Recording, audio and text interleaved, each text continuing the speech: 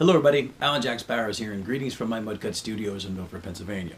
For this week's vlog, we're going to tag part of an interview from a session that we recently did with Grammy Award-winning Spin Doctors producer Peter Denenberg. So check it out. Peace.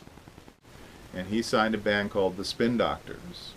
And the Spin Doctors had been recording, but Frankie wanted them to record again, and we took them in the studio and recorded their Pocket Full of Kryptonite record. It was the same as the records I made with Joe all the time. I was making records with Frankie all the time. Usually with Frankie, it was some band that was signed to the label already. They didn't really like the record, and then we would go in the studio and fix it up or redo it with them.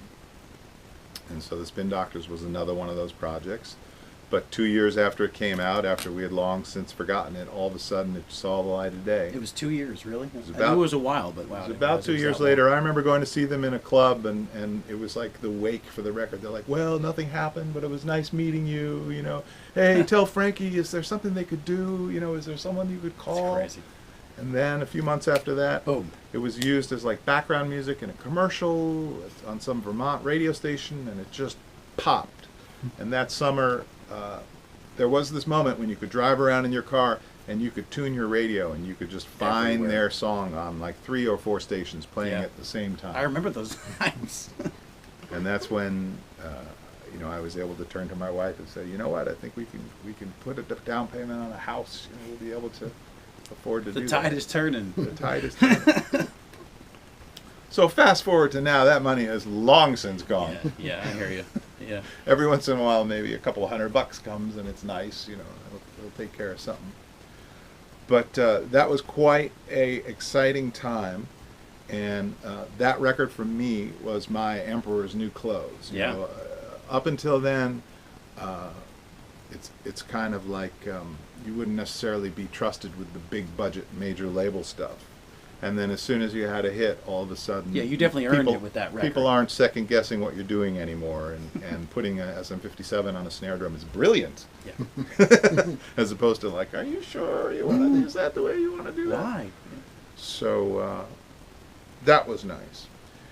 And that was a long time, a good wave of lots of nice label work. But... during that same period of time, Joe started teaching here at Purchase. He originally came in and did a few classes, and then what happens here is you just sort of get sucked in, and then he suddenly found himself the chair of the program, and then getting his master's degree, and then getting his doctorate. Yeah. And so at some point in there, he asked me if I would like to come teach a master class or two to the students. Originally it was like guesting in one class, and then that went well, and then he said, do you want to teach a master class, which are these small groups of like 3 students in this room and working on music together. They're a lot of fun. And then the same thing happens. So you're doing that, everybody's happy, then all of a sudden someone leaves and the phone rings, like, hey, you want to teach these big classes? And it's just like so fast forward to now, I'm pretty much sucked all the way in, not just my big toe like it starts. And I enjoy it very much. It's a great bunch of people here. It's a great bunch of kids, and it's so fun seeing how they come in and how they leave. You think you understand them and who they're going to be, and they really surprise you at the end of 4 years. Nice. And we've had successes like during Joe's time here. When I came, we had Regina Spektor, and more recently we have this artist Mitski, who's been popping up and doing really well. And Jackson Foote has had like a #1 record on Billboard, and there's electronic artists. I can't remember the guy's name. And Dan Romer. Dan Romer. There's been a really good bunch of artists and musicians who've come through here. You know, part of it is we're close to the city, and this is just a really logical breeding ground for writers and musicians, so on and so forth. And so that's kind of the how we get here. How long is that? That's like 37 years? It's a good amount of time. Yeah. Yeah. Wow.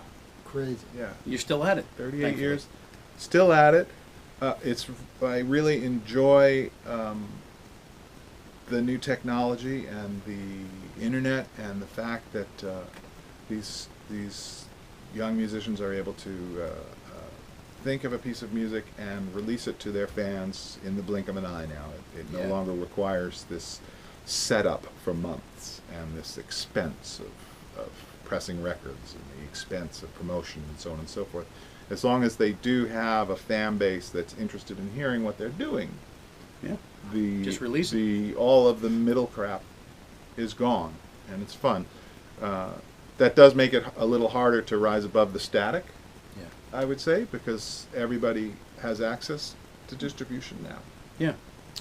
But the technology is really exciting. The more recent professional projects that I've been able to work on, I've been doing a lot of mastering.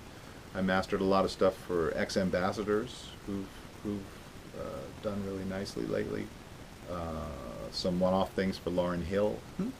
Nice. And then I do a lot of design or co-design of these sort of live, self-contained rigs. Some of it for this artist Elliot Moss, where we design a system that works in the rehearsal studio, the recording studio, and live gigs. The band is always on the same equipment with the same thing in their ears. That's great. And anywhere they are in the world. Yeah, I've seen his live stuff, the Process videos killer. as Yeah. well as the record. It's incredible. It sounds, it's the same. Well, it's amazing. So Yeah. with that rig, the point of it is that when they're rehearsing, or if he likes when he's recording with the band, they're on the same equipment all the time. Yeah. So we call it like the single system Wow. idea. And this new And the digital ears and the technology, verbs and everything. Yeah, it's great. new digital technology lets us like roll into a place. You don't even have to sound check, and everything is what it is. And so we have a great Just the time with feeds that. out to the front of house and you're done. Yeah. It's incredible. So I really enjoy Wow. working on that with him, and it keeps us busy. Yeah. So that's the story. Well, you do good work, my friend. Thank you. Well, thank you.